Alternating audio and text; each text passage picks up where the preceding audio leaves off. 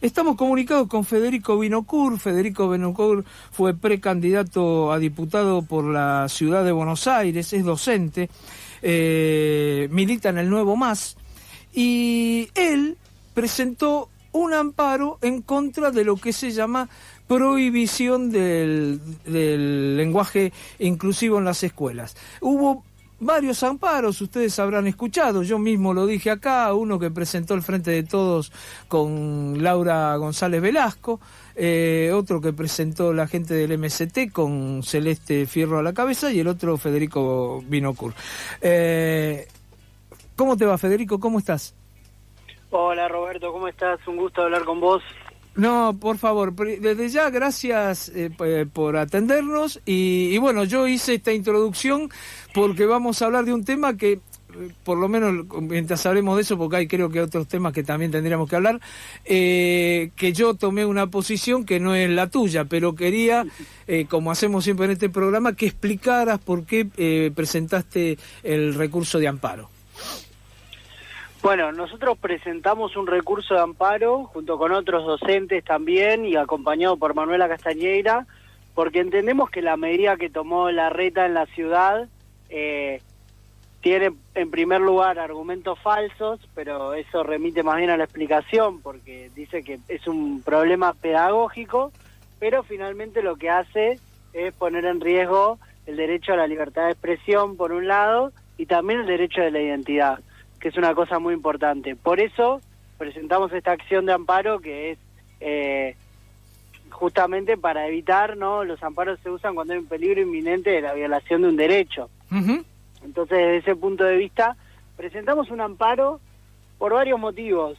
Por un lado, porque entendemos que nadie puede prohibir cómo se habla, que el lenguaje es un asunto de los pueblos y no de los gobiernos, que prohibirlo es una cosa muy reaccionaria, y que a nivel histórico ha sido muy reaccionaria, y por el otro lado porque vemos día a día, los que somos docentes, que el lenguaje inclusivo en las escuelas no se enseña, digamos, nadie adoctrina con el lenguaje inclusivo, como capaz dice la derecha a veces, pero sí que es muy importante también para incluir a todos, digamos, las personas, y sobre todo porque en la mayor parte de las escuelas secundarias, en Capital, te diría que en todas, hay siempre personas que están en un proceso de transición, que no se identifican con ninguno de los dos géneros a los que estamos acostumbrados en esta sociedad patriarcal, digamos, y que quieren usar el pronombre con la E, y al mismo tiempo que hay un montón de pibes que están en el medio de esos procesos también.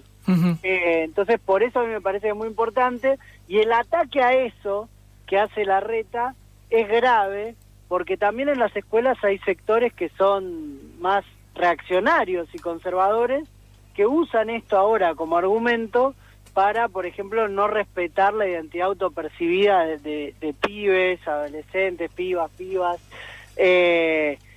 Entonces, desde ese punto de vista, obviamente, más allá de que para Larreta tiene un costado electoral también presentar todo esto, que creo que vos lo decías y yo coincido con vos en ese sentido, de instalar este tema, pero también a mí me parece que es de facho lo que hace, por las implicancias que tiene. Sí. Y por eso no queríamos quedarnos callados y no queríamos quedarnos sin hacer nada también. Claro. Porque creemos que cuando hay cosas que son así de facho, como lo que hace Larreta hoy, Sí. No hay que quedarse callado, sino que hay que actuar. Hay que mostrar la indignación que hay que mostrar que es una prohibición que no se puede acatar. Bien, yo te escuchaba atentamente sobre algunas cosas que decías. Te voy a hacer algunas preguntas. Mira, sobre esto de lo electoral, es decir, a mi juicio, y por lo que estuve viendo, yo vi la resolución.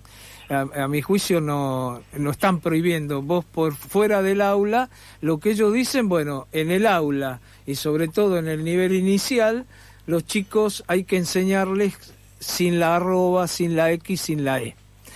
Eso es lo que dicen. Después, afuera, cada uno que hable como sea. Es decir, a nosotros nos pasa exactamente lo mismo. Nos hemos educado todos hasta ahora no inventaron otro idioma, con el idioma español. Después cada uno afuera habla y es más, va cambiando, inclusive hay palabras que se cambian. Pero hay un tema ahí gramatical. Eso lo podrían haber aplicado sin necesidad de hacer todo este escándalo. Este escándalo lo hicieron porque yo creo que hoy haces una encuesta sobre esto, el 90%, inclusive yo soy de aquellos lectores del foro de Página 12 y en algo que no lo han atacado a Larreta, digamos, del gobierno nacional, ha sido en esto, lo cual quiere decir que hay en la sociedad como que este tema no es un tema que pesa fuerte.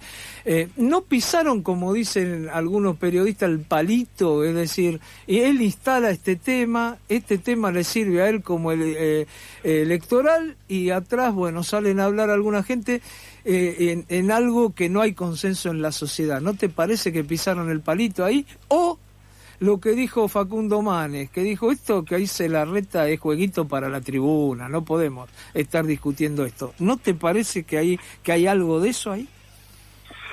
Mirá, yo lo veo muy distinto en ese punto, porque lo que veo es una realidad en las escuelas que se ha conquistado, digamos, de una relación entre los pibes y la docencia, de muchísima solidaridad, de muchísima comprensión y ponerse en el lugar del otro, donde empiezan a existir cada vez más y a verse a la luz las identidades de los pibes, porque es una realidad muy grande. Y te digo que en las escuelas sí causó mucha indignación esta resolución. Mirá, de hecho, te diría que tuvo el efecto contrario, porque hay muchísima gente que no hablaba con el lenguaje inclusivo en el aula, no porque estuviera en contra, pero no lo hacía y ahora se puso a hablar con el lenguaje inclusivo. Eso, bueno, pero eso vos sabemos que también eso de a veces enfrentar en lo político también es para llegar a algún rédito. Yo conozco, estoy vinculado, aparte tengo 3 nietos en la escuela.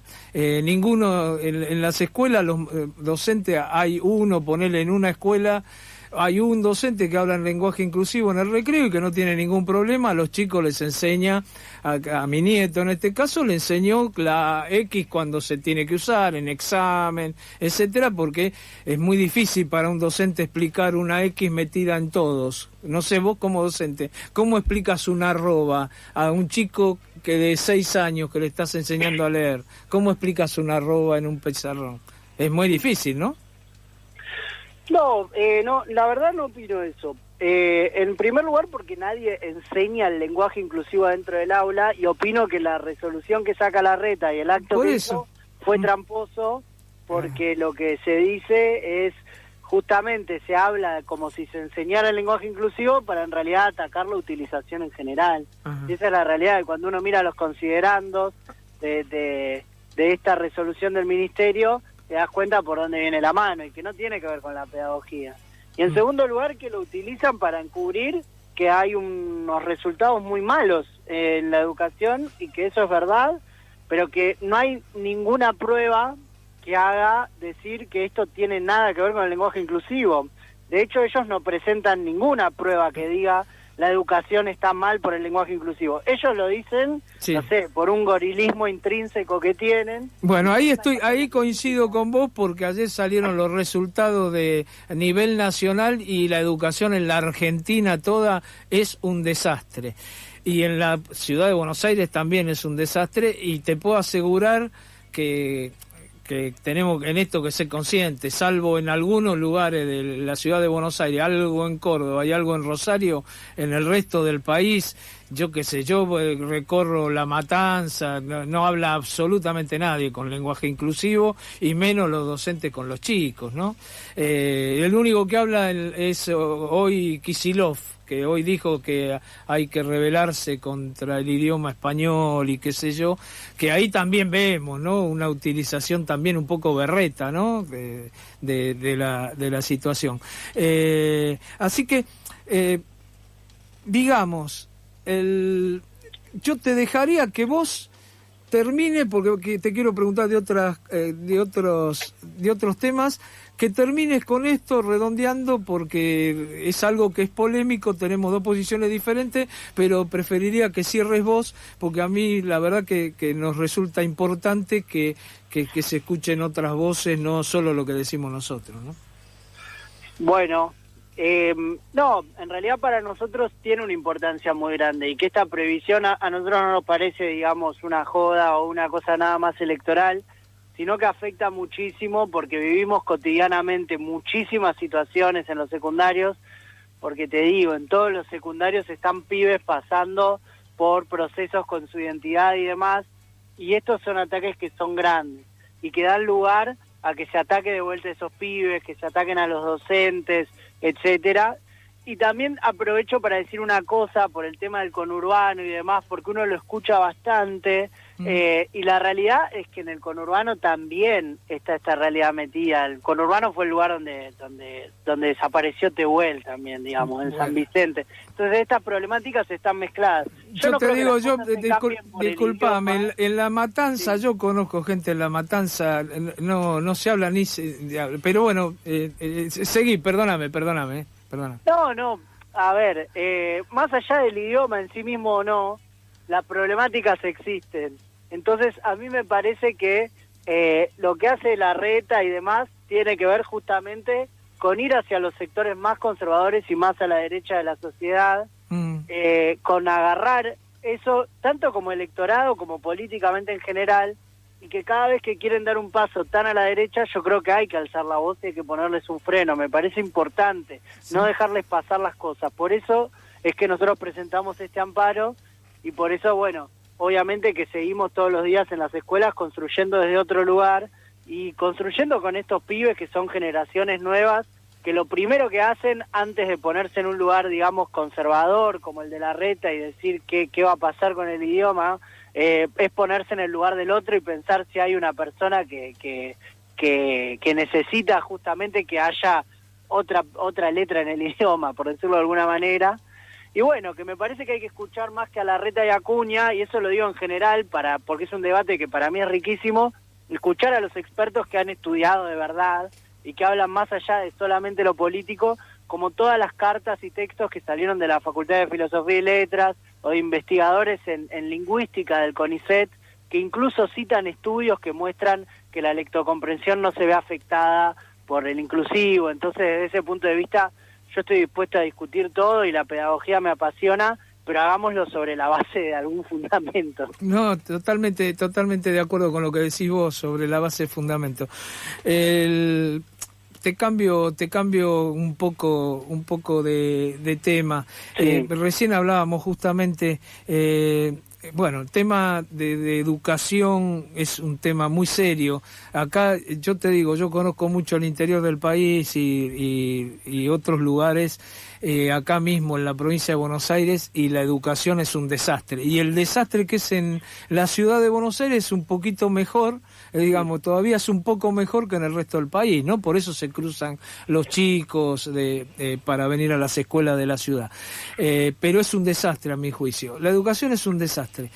La economía es un desastre total en la ciudad de Buenos Aires, pero bueno, ahí la responsabilidad es de un plan económico que... con la peor inflación de hace 30 años y el peor plan económico de 30 años y la peor situación de los jubilados, de pobreza, de los salarios de los últimos 70 años, te podría decir. Si estamos en todo ese...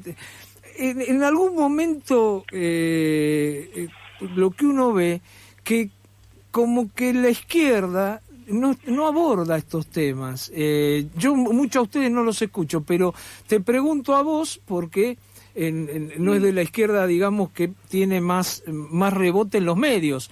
En los medios hay todos los días gente de izquierda en todos los medios, y yo veo que estos temas no se tratan mucho. ¿Hay una nueva izquierda que se está generando en el mundo, como la de Petro en Colombia, o como otra izquierda que ya el tema distribución de la riqueza, plusvalía y todo eso, ya mejor educación, mejor salud, ya no interesa y interesan otros temas? Bueno, yo creo que hay muchísimas contradicciones con esos procesos.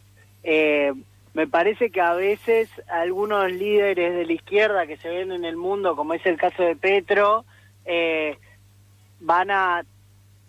están sobre una serie de poblaciones y pueblos que tienen grandes expectativas de un cambio, y yo no sé si son líderes que están a la altura de realmente jugarse a tomar medidas de fondo que cambien las cosas.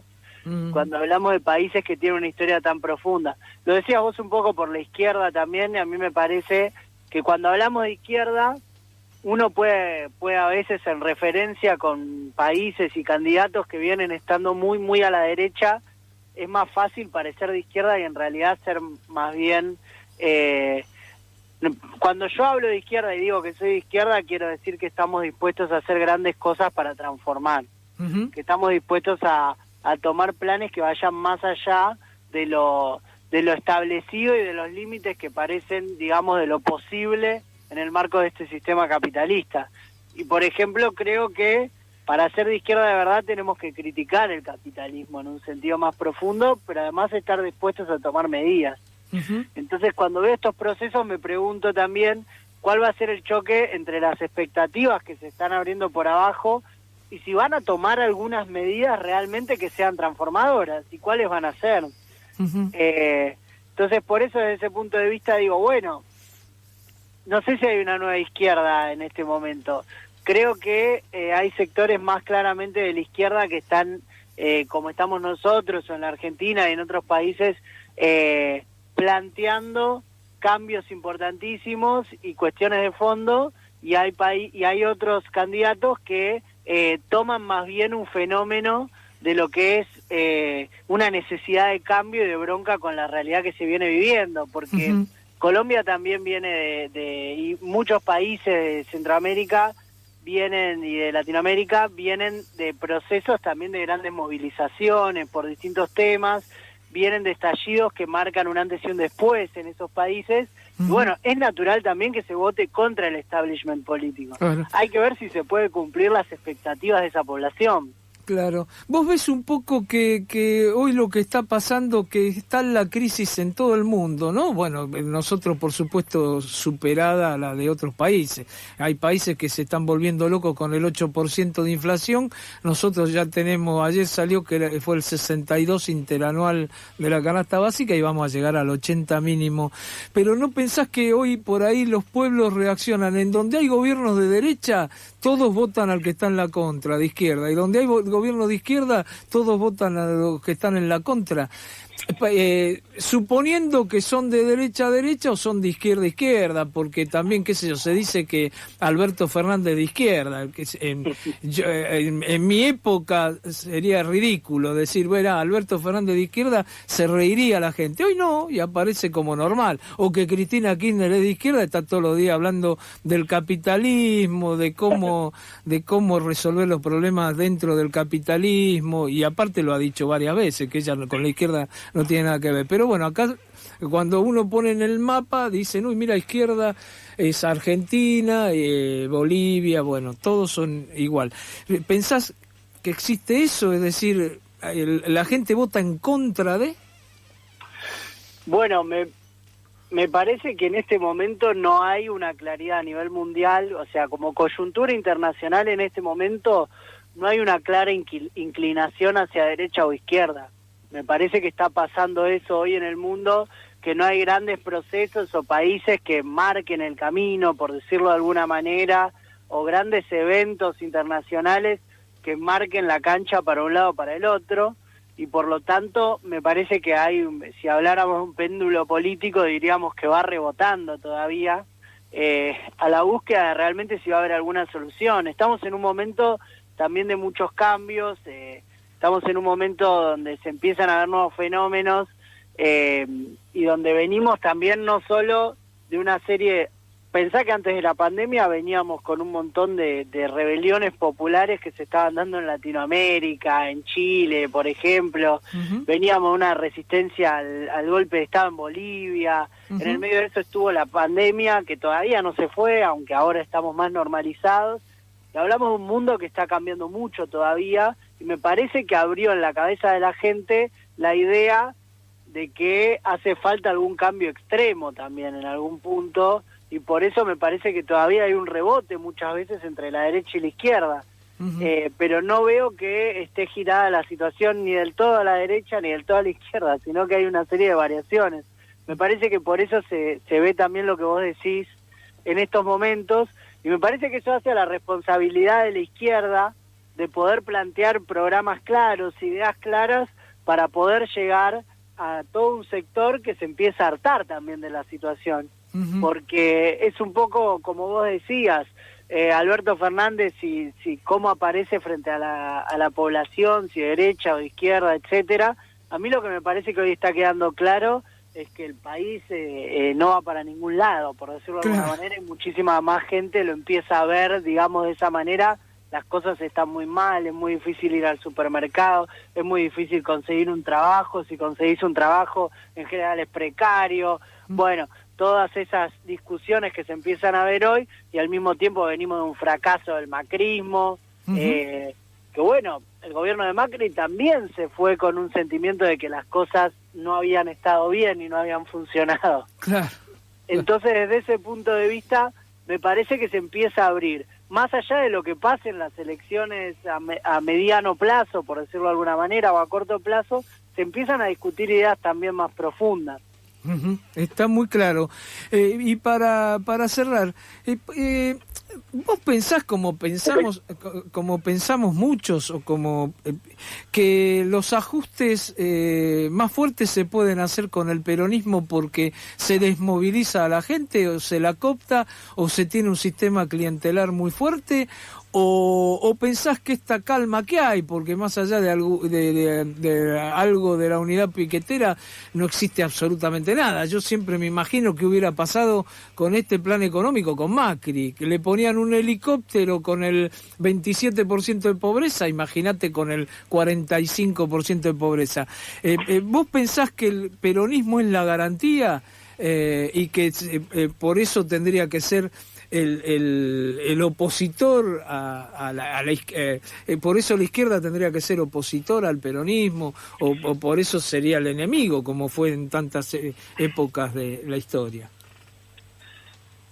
Bueno, yo creo que en realidad el enemigo mayor es la derecha y la ultraderecha, en eso no tengo ninguna duda, porque está... Pero está también dentro del peronismo, pero eso. Está dentro... No. Bueno, te digo para responderte, en primer lugar, obviamente creo que hay un peligro muy grande con la ultraderecha hoy, pero creo, como vos decís, que dentro del peronismo hay muchas instituciones en nuestro país, digamos, y una de las instituciones es la burocracia sindical, que es una cosa muy grande y que es peronista, es la CGT y demás, y que no está llamando a ninguna acción en este momento a los trabajadores, aunque a los trabajadores se les está metiendo la mano en el bolsillo de manera muy grave.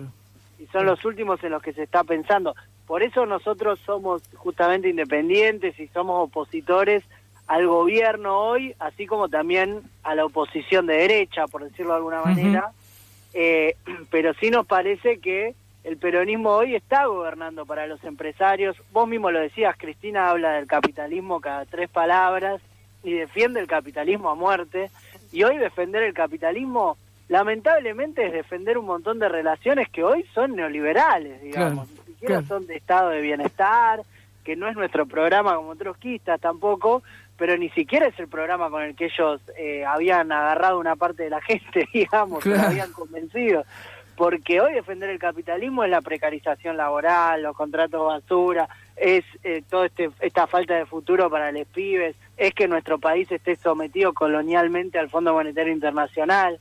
Entonces, desde ese punto de vista, creo que hay una línea muy fuerte entre quienes defienden el capitalismo y quienes somos anticapitalistas. Y que esa línea es muy potente y es lo que diferencia hoy de verdad ser de izquierda o no. Está muy claro. Federico, como siempre fue un gusto charlar contigo y que hayamos podido polemizar y charlar de todos estos temas. Así que te mando un abrazo muy grande y te agradezco mucho esta comunicación. Bueno, muchas gracias por la invitación, como siempre un gusto, y estamos hablando. Seguimos hablando, sí, vamos a seguir porque va a haber muchos temas para hablar y ya el año que viene es año electoral, así que seguramente ahí estarán participando. Te mando un abrazo grande. Un abrazo.